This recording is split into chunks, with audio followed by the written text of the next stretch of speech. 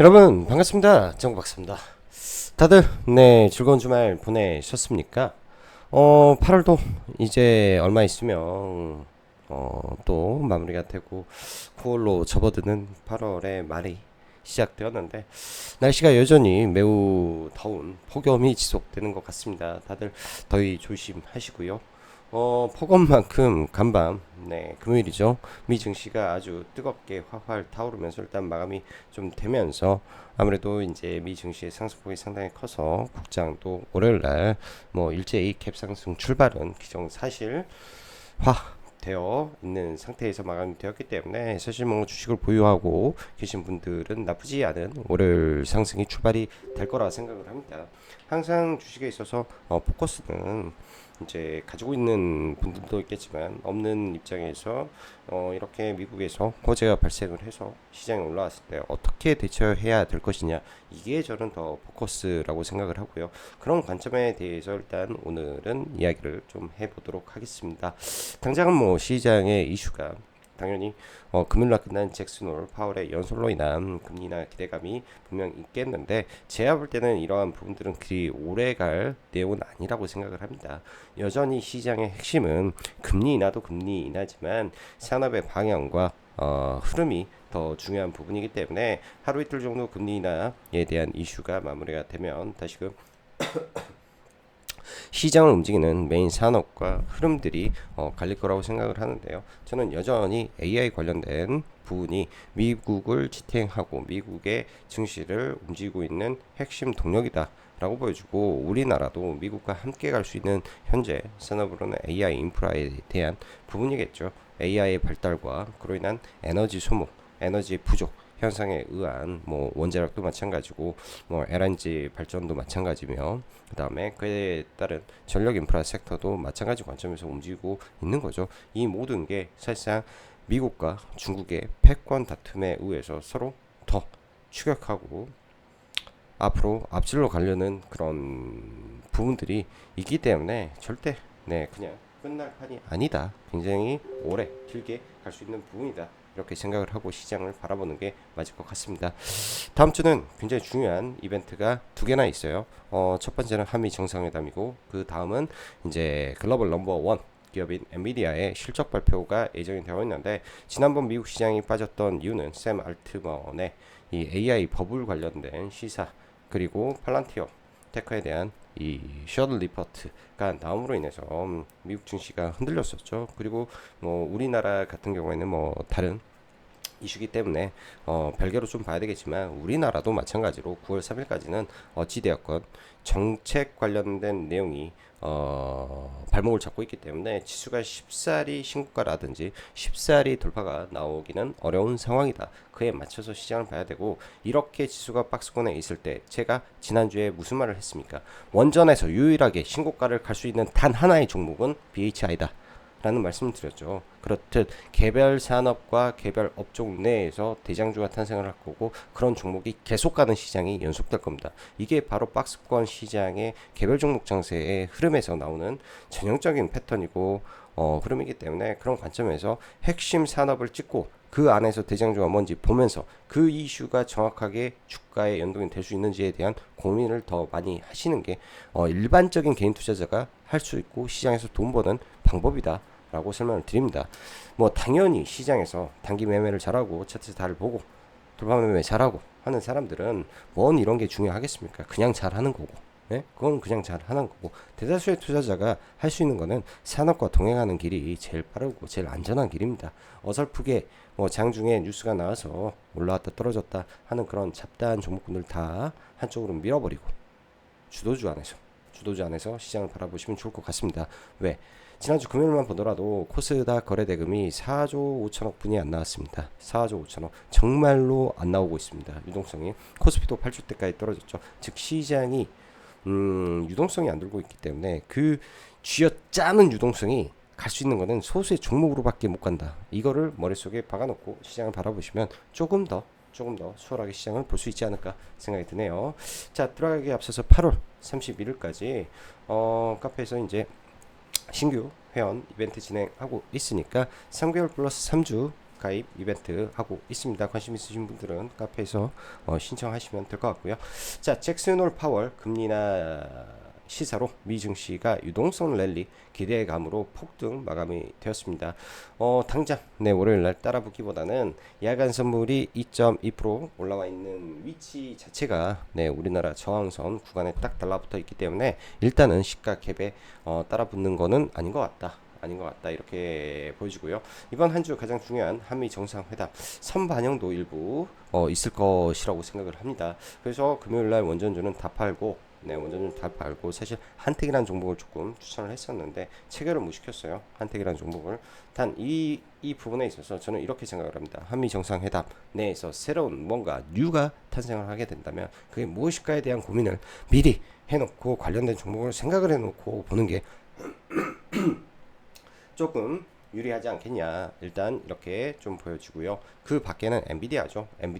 엔비디아 코멘트가 있기 때문에 또 시장은 약간 올라가다가 좀 주춤할 겁니다. 근데 이번 분기까지 실적은 나쁘지 않아서 근데 약간 발목을 잡은 게 중국 매출이 약간 발목을 잡을 수는 있으나 그렇게 지금 우려되고 그런 부분은 아닌 것 같아요. 자, 미국 시장 보면 양시장 3대 지수 전부 다 폭등 마감인데 다우는 일단 신고가고 S&P는 신고가 근처이고 나스닥도 상당히 많이 반등은 했는데 조금 더 못 미치고요. 필라델피아 반도체가 이제 2.7%가 올랐기 때문에 아침에 기본적으로 반도체 종목들 갭상승 출발을 할 겁니다. 이 이후에 빠질 수도 있다. 저는 약간 그렇게 좀 보여지고요. 반도체 종목분들이.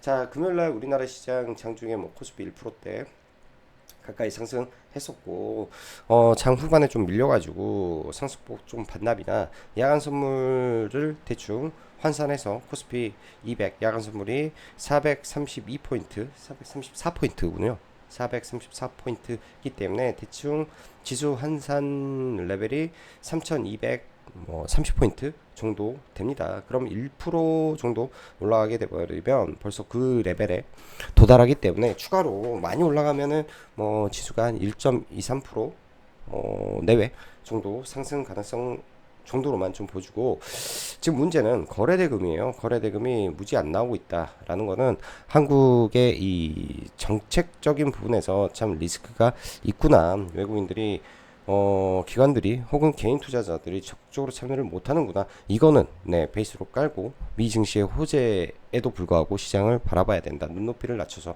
바라봐야 된다. 이렇게 좀 보여집니다.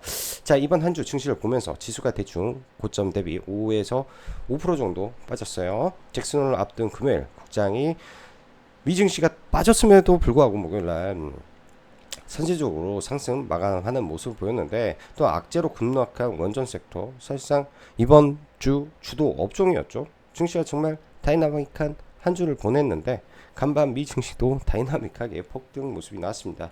파월 금리나 시사 말 그대로 인플레이션 상승보다는 고용 둔화에 초점을 맞추겠다라는 게 핵심이고 9월 금리 인하는 기정사실이었는데 시장에서는 또 기정사실이다 하면서 일단은 폭등을 만들었습니다. 저는 잘 모르겠습니다. 아무튼 결과가 일단 상승이니 올해 국장 또한 야간 선물 상승폭만큼 정도 일단은 상승할 거다 정도 생각을 하지만 일단 한 템포 늦춰서 볼 예정이고 가지고 있는 종목들 갭 뜨면 툭툭툭 던져주고 다시 포지션 잡아서 넘어갈 것 같습니다.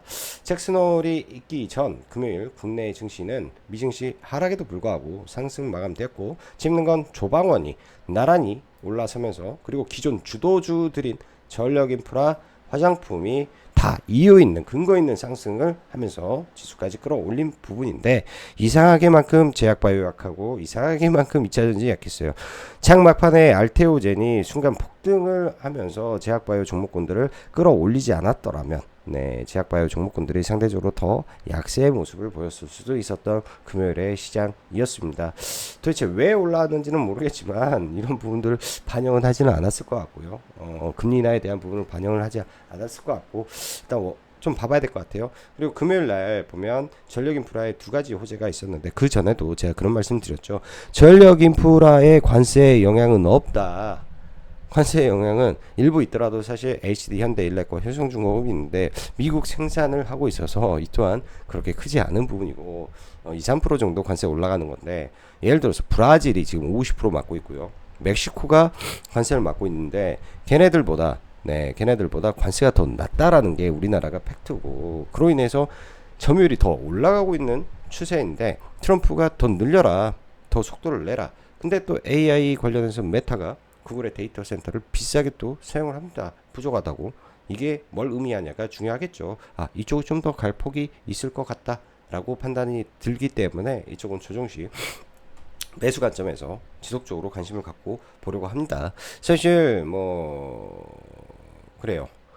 만약에 잭슨홀 불확실성이 해소가 되었으나 이게 뭐 악재로 작용해서 빠졌더라면 1순위를 일단은 전력 인프라를 좀 봤는데 그게 아니기 때문에 일단 이런 부분들을 한번 접고 들어갈 때 다시 보는 전략으로 일단은 생각을 하고 있습니다. 그 다음으로는 한미 정상회담 마스가 프로젝트, 그리고 제2 마스가로 금요일까지 달려왔던 원전, 그리고 회담에서 새로움이 나온다면에 대한 고민을 해봐야 되겠죠.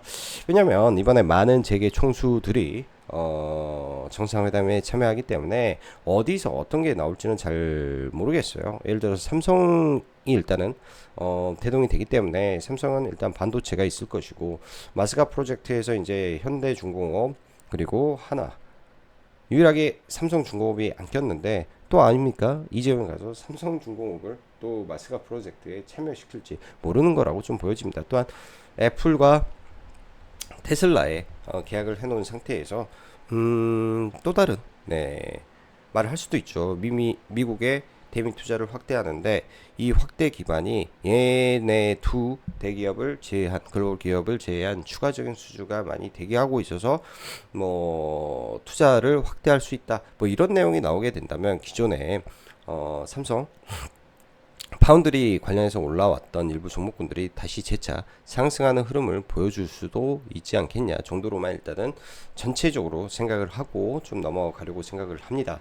원전 쪽도 사실 마찬가지 관점이에요. 한미 정상회담에서 기대감으로 지금 무지하게 올려쳐 줬는데요. 무지하게. 원전은 전통적으로 이 돈을 그렇게 잘 버는 업종은 아닙니다. 돈을 잘 버는 업종은 아니고, 수지에 대한 기대감이 생기면 폭발적인 이 움직임을 가지고 우리가 투자를 하는 업종이고 산업이라고 저는 바라보는데, 최근에 올라왔던 두산 에너빌리티도 실적이 지금 원전으로 나오는 게 아니라 가스터빈으로 나오는 거죠. BHI도 원전으로 오는 게 아니라 복합 화력 발전소 위주에서 나오는 이 배열 보일러로 이렇게 주가가 올라온 겁니다. 근데 이러한 부분들이 전부 다 원전에 들어가면 주기가 되는 거고 보조 기기가 되기 때문에 그 기대감이 주가들을 계속 올리는 거고요. 한택도 마찬가지 관점에서 원전의 다크호스가 될 수 있는 캐스크라는 핵 연료 재활용 기술을 두산 에너빌리티와 국내에서 단독으로 개발을 진행하고 있기 때문에 추후에 우리나라가 한미 협상에서 이 핵연료 재활용 관련된 뭔가 변화가 생기면은 올라갈 수 있는 종목은 한택밖에 없다라고 일단은 저는 생각을 하고 종목을 바라볼 생각입니다. 이런 부분들이 나오게 되면 시장의 새로운 트리거가 되는 거죠. 매매의 새로운 트리거가 나오기 때문에 잘 지켜봐야 될 것 같아요. 지난번 마스가 프로젝트 터지고 누가 갔습니까? HJ 중공업이 폭등을 했고, 하나 오션이 그 말 나오고 한 번 더 폭등을 하고 떨어졌습니다. 마스가 프로젝트는 이미 1,500억 달러의 확정된 금액이 나온 상태에서 이번에 가서 뭐 도장을 찍든 뭘 하든 다시 재확인이지 새로운 게 나올 수 없다라는 말이죠. 그럼 마스가 프로젝트로 반등은 기대감이었고, 새로운 게 없으면 거기가 단기 꼭지가 될 수 있다라는 생각으로도 시장을 접근하시기 바랍니다. 자, 금리나 관련해서 제약바이오 쪽이 국내는 최근에 좀 빠졌어요. 미국은 최근에 일주일 동안 올랐는데 국내는 못 올랐습니다. 그래서 만약에 이제 빈집으로 들어올 수도 있겠죠. 들어오게 된다면 일단 최근에 이제 1,150억 돈을 받았던 올릭스 자리가 굉장히 좀 좋아 보이고요. 일동제약도 자리는 좋은데 아무래도 약간의 리스크를 가지고 있는 종목이다 보니까 일단 올릭스 위주로 조금 생각을 해놓고 종목은 바라보려고 생각이 들어요. 나머지는 뭐 시장 지수 보면서 좀 넘어가면 좋을 것 같습니다. 일단 코스닥 지수는 이 굉장히 어려운 고점을 넘겨놓고 여기서 지지와 반등, 지지와 반등, 또 지지를 하고 또 올라가는 박스권 형태를 보이는데요. 위에서 21선이 내려오기 때문에 올라가서 21선 당장은 맞고 내려올 확률은 더 높아 보인다. 이때는 21선이 우상향, 지금은 우하향이기 때문에 한번 맞고 찍고 올라가는 게 조금 더 차트가 이뻐 보인다 저는 생각이 들고요. 코스피도 마찬가지로 여기까지는 20일 이평선이 우상향 기조였고 여기서는 지금 우하향 기조죠. 근데 내일 코스피는 코스닥보다 월등히 좀 셀 수밖에 없는 상황일 거라고 보여지는데, 연결 선물이 여기서 야간 선물이 정확히 432포인트 마감이기 때문에 21선에서 저항을 받고 움직일 겁니다. 예를 들어서 지수가 여기서 조금 더 올라가지고 연결 선물이 4.35%, 즉 2% 가까이 내일 그 코스피 지수가 올라가게 되면 10중 8구 확률 90% 이상 저항을 맞을 가능성이 높겠죠. 이런 구간에서는. 그러니까 시가 올라와서 추가적인 상승을 할 때 일단 주의하고 보는 게 저는 맞지 않을까. 일단 주의하고 보는 게 맞지 않을까. 그리고 나서 판단을 해도 늦지 않을 것 같습니다. 보통 이렇게 올려놓고 밀 때 지수보다 더 강한 업종이 분명히 존재를 할 거고, 걔들이 지수가 올라오면 폭등으로 여러분들에게 화답하지 않겠냐. 일단 이렇게 생각이 드네요. 자, 삼성전자부터 하나하나 빠르게 보고 마감을 하겠습니다. 삼성전자는 제가 볼 때 삼성전자 지금 SK 하이닉스보다 구간적으로는 더 좋아 보이고요. 뭐 매매하라는 거는 아니고 아무튼 그렇다 그런 거고, SK 하이닉스는 반등을 해도 이 구간에서 계속 막혀버릴 것 같은 흐름이 들기 때문에 반등하면 비중 축소가 맞는 것 같아요. SK 하이닉스는. 자, 그리고 반도체를 봤으니까 전력 인프라도 바로 좀 넘어가서 HD 현대일렉 어느새 빠졌다가 다시 박스권 상단까지 올라온 상태입니다. 이 구간을 넘긴다라고 좀 보기는 좀 어려울 것 같고 박스권 형태로 일단 움직일 것 같은데, 이번 컨코레스 3분기 실적이 좋다라고 말해놓은 부분들이 LS, HD 현대일렉 주가를 살리는 거고, LS일렉 같은 경우에는 일단 시총이 그 세계 기업 중에는 가장 낮죠. 배전반 위주인데, 배전반 시장이 여러분들 그거 아세요? 배전반 시장이 이 전력 변압기 시장보다 더 큽니다. 그래서 성장 속도가 더 빠른 부분이 배전반이 지금부터 성장이 더 크게 움직이고 있기 때문에 올라왔다가 빠지면 밀렸을 때 다시 봐보면 좋을 것 같고, 한 예로 이제 현대미포 조선을 제가 회원님들한테 설명을 하면서 이런 식의 패턴을 봐봐라. 21선이 깨지고 내려올 때는 여기를 한 번에 돌파하는 게 아니다. 깨고 올렸다가 밀려서 재돌파를 하면서 신고가를 가는 거기 때문에 이때 들어가서 목표가는 신고가였죠. 신고가에서 일단 다 팔았고 그 비슷하게 20일 이평을 저항을 맞고 밀려서 올라가면 신고가 확률이 높다.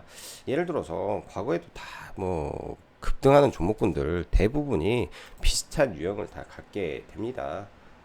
예를 들어서 21평선이 깨지거나 그렇게 했을 때 어떠한 현상이 나오는지 여러분들 잘 보세요. 역배열로 가다가, 그러니까 여기도 신고가를 냈죠. 신고가를 냈다가 62평선을 깼어. 올렸어. 쌍바닥을 지어 그 다음에 돌파를 해서 강한 상승이 나온다. 왜냐? 급등하기 전에 항상 눌러야 되니까. 여기도 마찬가지입니다. 21평선이 우하향 꺾였다. 20일 저항 맞는다. 쌍바닥 빵 날아간다. 20일 이평선 뭐 꺾인다. 저항 받고 올라간다. 이런 1년에 꺾였다. 맞고 떨어져서 쌍바닥을 그린다. 올라간다. 약간 이런 흐름. 차트 베이스인데 이거는 분봉이 아니라 그러니까 일봉 기준에서의 흐름인데, 이런 흐름으로 좀 정리를 하셔서 보시면 좋을 것 같다 생각이 듭니다. 뭐 산일이나 일진 전부 다 매한가지 관점에서 종목을 보면 좋을 것 같고요.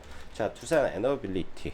저는 두산 에너빌리티를 이제 뭐 약간 이 구간에서는 사실 BHI는 롱이었고 목요일 날부터 금요일까지 그냥 숏으로 좀 대응을 하면서 짤짤이 로 매매를 좀 하고 있고요. 한정기술은 사실 숏으로 보기는 좀 어려워서 뭔 일이 털지 몰라서 시가총액이 낮췄습니까 오히려. 그렇기 때문에 그렇게 있고, BHI는 올리 롱으로만 대응을 해서 사실 계좌 2개 있는 거는 전부 다 금요일날 다 팔았고요. 키움 쪽은 뭐 아침에 팔고 여기까지 해서 아침에 팔고 위에 5만원 돌파하고 날아갈 때는 사실 여기서 좀 들어가서 라운드 피겨 넘길 때 좀 들어가서 좀 먹고 나온 게 전부였던 것 같아요. 사실 밑으로 걸어놨는데 체결을 못 시켜가지고 되게 굉장히 아쉬웠습니다. 아침에 빠질 때. 그래서 BHI는 단기적으로 제가 볼 때는 할 건 다 한 것 같다. 할 건 다 시세가 나온 게 아닌가 일단 이렇게 좀 보여주고요. 다음 주에 좀 올라가게 되면 주봉의 볼린저 밴드 상단을 쳤기 때문에 일시적으로 좀 올라가더라도 저점 대비해서 반등이 상당히 많이 나온 구간이기 때문에 일단은 주의하고 좀 봐볼 생각이고, 예를 들어서 떨어지게 된다면 다시금 BHI가 디자인이니까 관심 좀 가져보려고 합니다. 만에 하나 미국의 해결로 재사용 부분에서 이슈가 나오게 된다면 한택이 그 수혜를 받을 확률이 좀 높은데요. 한택 같은 경우에는 44,500원이 굉장히 중요한 매물대 구간을 돌파해 놓은 상태이기 때문에 조정시 잘 지켜보시면 좋을 것 같고, 뭐 그것뿐만 아니라 하반기에 2천억 가량의 추가 수주가 예정이 되어 있는데 이 부분은 과거 바이든 행정부 때 취소되었던 프로젝트가 지금 트럼프 행정부 때 진행이 되고 있습니다. 이 회사는 매출의 80% 이상이 미국항, 90% 이상이 미국항인데 미국항에서 2천억대 수주가 나오게 된다면 이번에 2분기에 OPM도 굉장히 잘 나온 상태이기 때문에 그 기대감으로 찍고 한 번 더 시세를 분출할 가능성이 있어 보입니다. 그래서 이러한 종목도 잘 지켜보시면 좋을 것 같고요. 원전 쪽은 사실 뭐 한전산업은 아침에 넥스트레이드에서 굉장히 좀 빠르게 움직여가지고 짧게 2번 정도 매매를 했고, 여기 뒤에는 원래 여기 들어갈 때 바로 밑으로 좀 걸어놨는데 한 덩어리만 사주고 하고 걸어놓은 게 이제 취소를 안 해서 산 거라 의미가 없어 보이고요. 보성 파워텍은 아침에 매도하고 밑으로 추천을 다시 드렸는데요. 매수 체결을 못해서 그냥 버렸다 이렇게 보고, 저는 이제 애드 포스트를 신규주 매매를 좀 하면서 굉장히 이 구간이 좀 아쉬웠습니다. 여기까지 해서 분할 매도를 했는데 조금만 더 기다렸어도 이 큰 파동을 먹었을 건데 이게 좀 아쉬웠고요. 그냥 뭐 대충 매매를 좀 했던 것 같아요. 항상 신규주는 시초가 시가를 돌파하냐 마냐가 굉장히 중요한 거니까. 그리고 대한조선 눌림 매매하고 일부분 매도하고 내일 다시 볼 예정입니다. 자, 뭐 이 정도가 이제 뭐 금요일 날뭐 단기 매매 했던 종목군들 흐름이었던 것 같고, 뭐 조선주 몇 개 보면 하나오션의 위치가 지난번에 이 구간이 어디다, 마스카 프로젝트의 고점을 만든 구간이다. 다시 올라오면 여기는 저항일 확률이 매우 높다. 특히 월요일날 갭 떠가지고 여기 맞으면 저항일 확률이 개인적으로 좀 높아 보인다. 조선주는 사실상 지금 뭐 현대중공업도 그렇고 굉장히 좋은 상태의 흐름인데요. 그나마 이제 동성 화인텍은 그나마 조선주 안에서 지금 뭐 수급이라든지 굉장히 양호하게 움직이고 있기 때문에 조정을 보인다면 관심을 여전히 가지고 봐볼 생각이고요. 나머지 이제 하나 엔진, 마린 엔진 너무 많이 올라가 있는 상태에서 무리하게 배팅하기는 지금 구간은 좀 아닌 것 같습니다. HJ 중공업도 마찬가지로요. 여기 올라와서 만약 이게 또 든다, 다 저항 먹고 강하게 밀려버릴 수 있기 때문에 이 구간에서는 보유하신 분들은 올라올 때 차근차근 차익 매도를 잘 하시면 좋을 것 같네요. 그 밖에 이제 제약바이오에서 일동제약이 금요일날 일단 뭐 이런 식으로 올랐죠. 여기서 이제 분할로 해서 매도만 하고 했는데 의미 있는 구간을 뚫기 위해서는 사실은 모멘텀이 나와줘야 되는데 8월 말 9월 달에 그 임상 이상 데이터가 나오는 게 있습니다. 그러니까 임상 이상이라고 해야 되나? 아무튼 이 경구용 제약 그 비만 치료제 데이터가 나오는데 그 기대감으로 주가가 강한 거죠.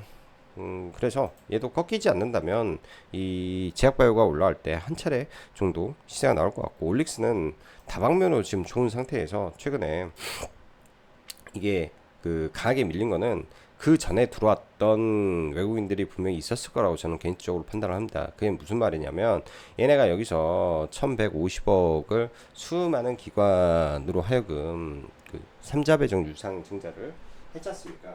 그 내용을 다 알고 있었다라는 거죠. 외국인이라든지 기관들이. 그리고 그 기사가 나오면서 세론이 나왔는데 이 세론을 이길 수 있냐 없냐, 이게 가장 핵심적인 포인트라고 보시면 돼요. 예?